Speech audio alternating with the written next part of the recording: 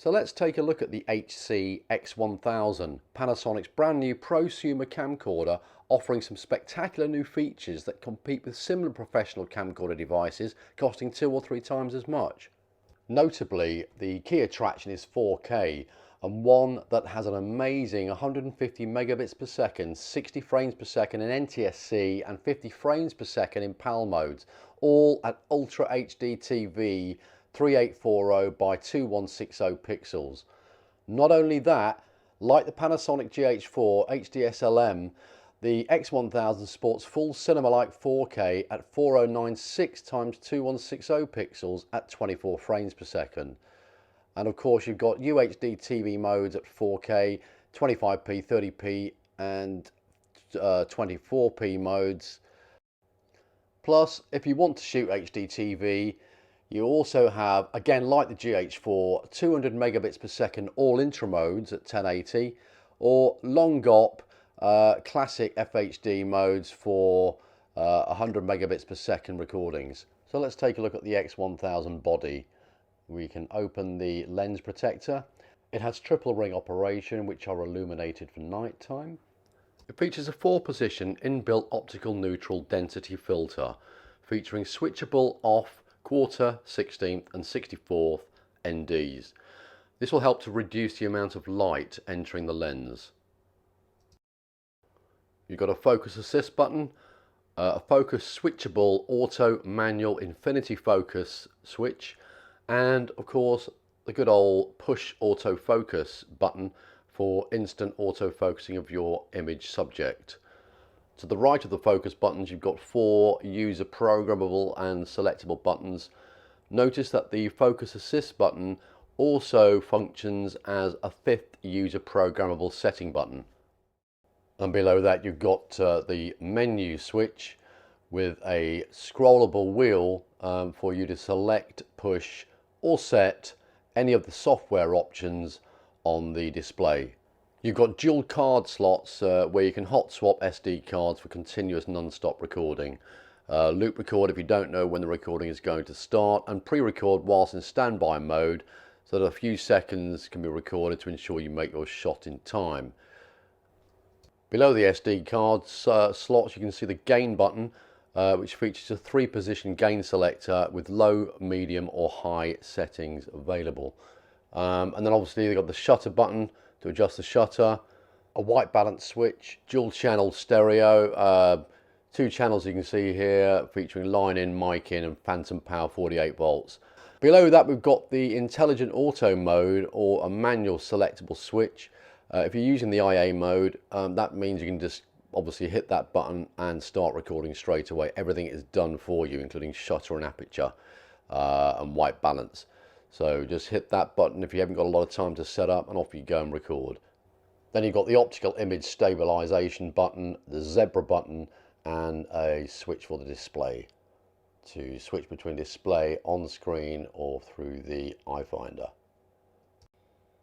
The Viewfinder features a 1226K dot EVF at a 0.45 of an inch, and the LCD is 1150K dot at 3.5 inches. Panasonic have chosen to place the 2 XLR buttons, one there on the left, channel 2, and on the top near the handle is channel 1 for easy position of your microphones. We've also got a top record button and zoom, controllable zoom if you're a handheld. The X1000's EVF can be moved upwards or downwards if you prefer different positions for filming in certain scenarios. On the back side, the supplied battery gives you roughly 4 3/4 hours of maximum continuous recordable time and actual record times of around 3 hours across most of the Move, MP4, AVC HD modes using just the viewfinder. Ironically, Cinema 4K mode will actually give you roughly an extra hour of maximum continuous and actual record times when using the viewfinder. Overall, you'll lose 10 to 30 odd minutes when using the LCD only whilst recording in all the record modes. Charging the battery takes around 6 hours for a fully charged unit. To the right of that, we have the unit has full computer mode compatibility with USB 3 host or device configurations set on the menu. Device mode acts as an external device to upload to your NLE system. So you just connect it up and it will see it.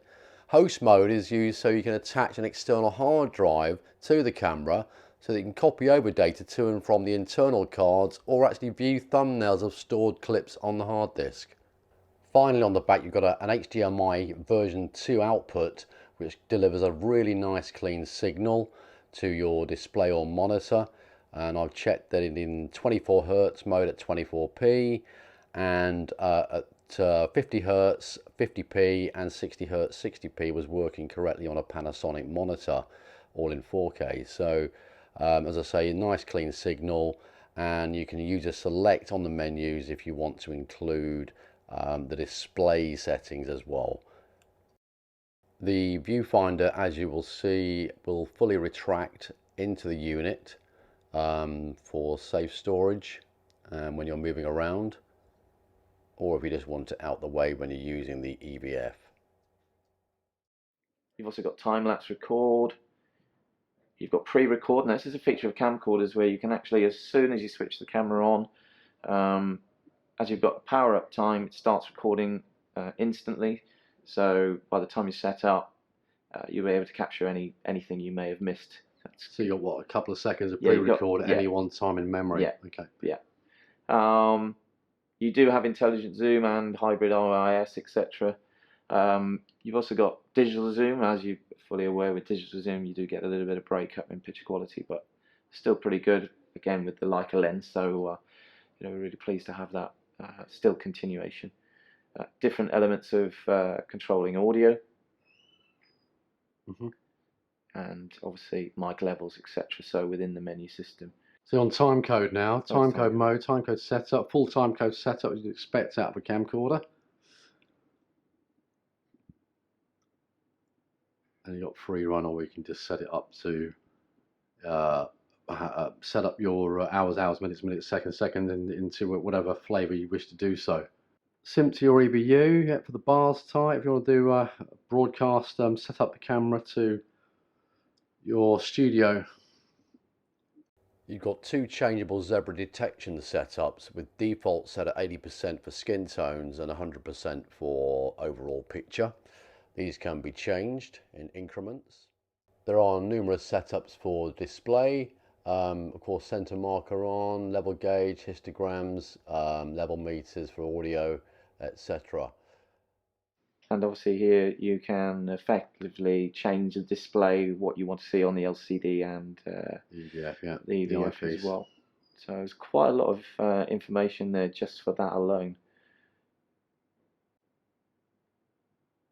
And you've also got AV out setup, so there you can detect whatever monitor you're HDMI resolution. Just to. click that a minute, see what we've got in terms of.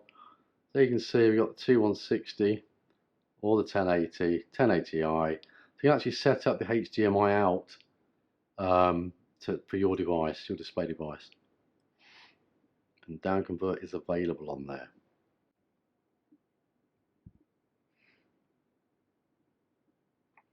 And then again, of course, it's quite self-explanatory. You can turn the these are the setups functions. Yeah. Settings off on the LED lights on the focus rings. Then you've obviously got your frequency, as we said earlier, be able to change between the two. Economy AC. Yeah, so brings the power down. Yeah, displays. yeah, and also sleep mode. So if you wanted to go off after a certain time, you can. And yeah, actually quite Wi-Fi setup as well, which is yeah, just sometimes a new thing for camcorders. So again, very similar to our camera. And then Wi-Fi setup, yeah. So you're able then to control this via your smartphone, tablet, etc. Yeah. Again, very similar to our Lumix G range, etc. That will control that up to 20 meters. As far as we're aware at the moment, it'll be the same app, but that could potentially change in the future. I think with product development and making improvements to our Wi-Fi controlling. Yeah, so you can take screen grabs from the 4K picture, as you can do with our Lumix GH4. Onto the camera setup, you've got detail level, so you can turn off the camera's processing of sharpness, and it's typically used to tune detail until no smearing is apparent between light and dark areas of the picture. The function enhances the contours or edges in an image, so detail level handles horizontal levels, whereas the V detail will enable you to adjust the vertical detail. Detail coring adjusts the noise level in the detail control. You've got chroma level, the adjustment in the saturation of the colour level, and then obviously you've got the chroma phase, which is another meaning for colour hue. The more you increase it, the more it leans towards purple and magenta. The more you decrease it, the level then shifts towards yellow and green. There's two setups for colour temperature for instant recall into your scene setups. AB for setting towards a more warmer or cooler light correction. Master pedestal for black level reference. The control lifts the black level and affects the brightness balance in the image. Then you've got DRS either off or on, 1, 2 or 3 settings. This adjusts the dynamic range stretcher. You've got a number of gamma curves available. The usual camcorder HD norm and HD low, and SD norm and SD low gammas, plus the more reputable Cine V contrast priority gamma and the Cine D dynamic range priority, which is great for grading. You've also got B-press, where the video signal in the low intensity area is compressed more, creating a sharp and strong contrasting picture in low contrast scenes. You've got matrices and knee function. An auto low, mid, high knee function to allow for higher video levels within the dynamic range. Skin tone detail allows you to improve the facial skin color detail, smoothing out any skin irregularities.